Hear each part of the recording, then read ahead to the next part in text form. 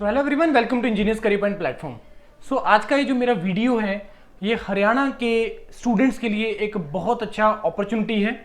जिन बच्चों ने गेट 2023 में, 24 में, 25 में क्वालिफाई किया है या अच्छा स्कोर किया है, मैकेनिकल, इलेक्ट्रिकल और सिविल ब्रांच के स्टूडेंट्स, तो आपके लिए डायरेक्ट असिस्टेंट इंजीनियर का रिक्रूटमेंट है। अब इसमें ये जो डिपार्टमेंट है हरियाणा यूटिलिटी डिपार्टमेंट है, जिसमें बहुत सारे सब डिपार्टमेंट्स भी आते हैं क्योंकि इसको जोन वाइज डिवाइड किया गया है। हरियाणा के अंदर ये जो रिक्रूटमेंट है ये 2022 से पहले तक रेगुलरली आती थी। रेगुलरली असिस्टेंट इंजीनियर का रिक्रूटमेंट होता था क्योंकि जो इलेक्ट्रिसिटी का डिपार्टमेंट है, जैसे पंजाब में भी PSPCL में असिस्टेंट इंजीनियर का रिक्रूटमेंट गेट के थ्रू होता है, लेकिन पंजाब में रेगुलर नहीं है ये। जैसे अब 23 में हुआ था, ना 24 में आया, ना 25 में कुछ चांसेस लग रहे हैं। अब हरियाणा में क्या था कि रेगुलरली जॉब इसकी आती थी, लेकिन उसके बाद कुछ केस वगैरह हुआ, तो जो भी रीजन रहे वो मेरे को लग रहा है मेजोरिटी स्टूडेंट्स को इसका पता होगा, जो भी रीजन रहे। तो अब दोबारा से इसका एक नया फॉर्म फिलिंग आया, नोट दोबारा से इसका नया एडवर्टीजमेंट आया, क्योंकि जो केस लगा था वो सारा गेट के थ्रू ही फेवर में आया कि गेट के थ्रू ही रिक्रूटमेंट होना चाहिए। तो अब इसके लिए हरियाणा पावर यूटिलिटीज में 4 डिपार्टमेंट HVPNL, HPGCL, UHBVNL और DHBVNL on the basis of valid GATE score. Valid GATE score का मतलब होता है कि एटलीस्ट तुम्हारा गेट क्वालिफाई होना चाहिए तुम्हारी कैटेगरी के हिसाब से। तो उसमें गेट 2023, 24, 25 तीनों को इसने अलाउ किया है। नॉर्मली उसी साल का एलिजिबल होता है, लेकिन क्यों अलाउ कर रहे हैं, जो मेरे को लगता है क्योंकि 23 और 24 में एडवर्टीजमेंट नहीं हो पाया। तो जिन्होंने भी मे बी उस टाइम पे गेट में प्रिपेयर किया होगा और जिसने टारगेट किया होगा कि इस जॉब के लिए हम लोग जाना चाहते हैं, तो उनके लिए अपॉर्चुनिटी मिस ना हो जाए, तो इसलिए इन्होंने अलाउ कर दिया 23, 24, 25 को।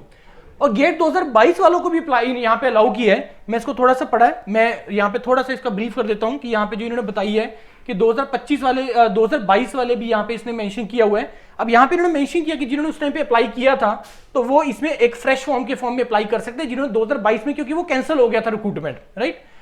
तो वो आप अप्लाई कर सकते हैं। बाकी 23, 24, 25 जिसका है वो अप्लाई कर सकते हैं।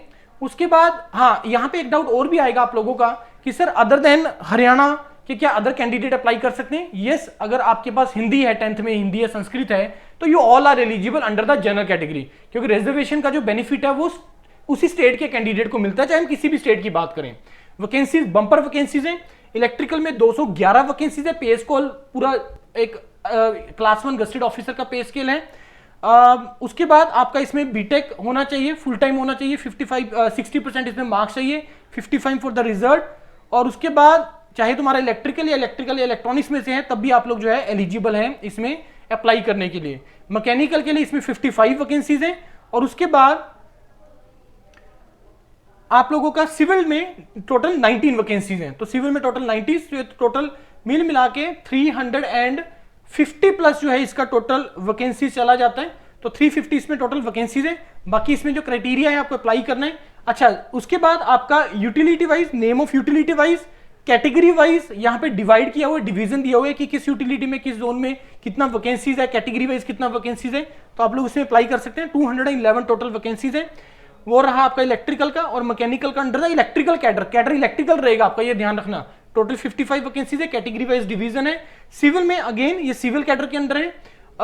4 अगेन सब आपके पार्ट आ गए, यूटिलिटीज आ गया, उसमें भी कैटेगरी वाइज कितनी डिवीजन है वो यहाँ पे सारा मेंशन्ड है। बाकी सारी चीजें नॉर्मल है। अब यहाँ पे डाउट आता है कि सर क्या फाइनल ईयर एलिजिबल है?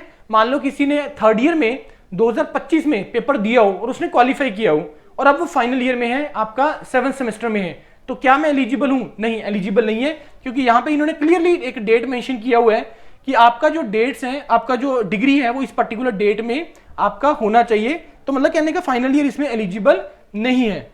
उसके बाद एज इज रिलैक्सेशन आपका जनरल कैटेगरी EWS के लिए 42 है। बाकी रिजर्व्ड के लिए यहाँ पे मेंशन्ड है कितना आपको कैटेगरी इसमें रिजर्वेशन मिलेगा, आपको कितना बेनिफिट आपको मिलेगा। उसके हाँ, ये फाइनल ईयर आपके पास 29 अक्टूबर 2025 तक आपके पास डिग्री होना चाहिए। अगर आपके पास डिग्री है then you are eligible for that. Selection process क्या है? बहुत सिंपल, आपको अप्लाई करना है, उसके बाद डॉक्यूमेंट वेरिफिकेशन है और आप लोगों का फाइनल इसमें सिलेक्शन हो जाएगा। बाकी जो इंस्ट्रक्शंस हैं वो सारी मोरलेस सेम होती है। फीस बहुत कम है इसको अप्लाई करने का, आप इसको अप्लाई कर सकते हैं। तो जो भी आप लोगों में से है जिनका स्कोर अच्छा है, अब यहाँ पे डाउट आएगा कि सर किसको अप्लाई करना चाहिए। ऑब्वियसली यार, गवर्नमेंट जॉब, इलेक्ट्रिकल के स्टूडेंट, सिविल के स्टूडेंट गवर्नमेंट जॉब चाहते हैं। मैकेनिकल में तो मैं बोलूंगा कि आपको कम स्कोर वाले भी अप्लाई कर सकते हैं। इलेक्ट्रिकल और सिविल को तो हाई स्कोर ही अप्लाई करके फायदा होगा, क्योंकि इसमें एज सच नो डाउट जब डीवी में बुलाएंगे तो जितना वैकेंसीज उससे बियॉन्ड ही बुलाएंगे, क्योंकि डीवी हर किसी का नहीं, मतलब कुछ ऐसे कैंडिडेट होते हैं जिनका डीवी में नहीं क्लैरिटी आता है, मे बी किसी का हिंदी पार्ट पे, अदर स्टेट से जो होते हैं, या किसी का डोमिसाइल पार्ट पे, या किसी भी और रीजन से डीवी में नहीं क्लियर हो पाता है। तो आप लोगों में जो भी है जिनका अच्छा स्कोर था 23, 24, 25 में और 22 में भी अगर आपने अप्लाई किया था उस टाइम पे, तो आप लोग भी अप्लाई कर सकते हैं। तो ये है आपका आज के लिए अपडेट। बाकी we are based in sector 34 Chandigarh.